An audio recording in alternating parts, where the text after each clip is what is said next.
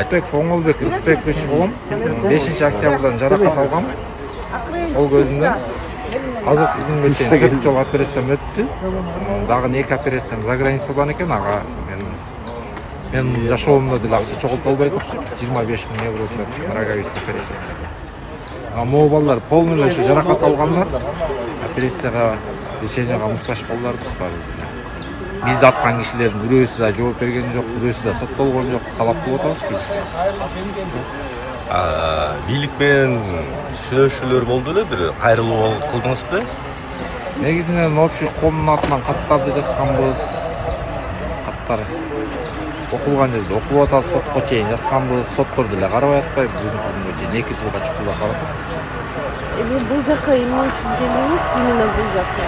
Бул жака могу темаларды жазып алып келдик ошо. Октябрь окуясына себепчи адамдар Соронбай Шарипов, башка Гүншалиев, Окунбаев өз элин аткыла деп команда берген кишилер бар эле кенен эле жүрбөйбү, как она есть, мурункудай элечи. Жоопко тартылышын талап кылып келдик. Үмүт фонду ачылган болчу да, азыр ошол фонд эмне болот? Үмүт фонду деген биздики эмес болчу. Ал биз Кыргыз Үмүтү деген коом болчу биздечи. Ошол коомдун мүчөлөрүбүз. Просто эмне үчүн ак үйдүн жанына барган жоксуңар дейм да?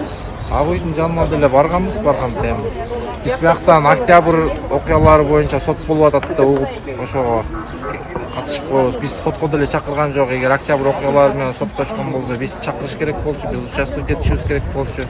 Жерде 150 адам инвалид болуп жүрөт. Аларды хотя бы чакырып, тиги аткыла деген кишилер көрүш керек да кандай акыбалга түшүп калган карапайым элдин балдарычы.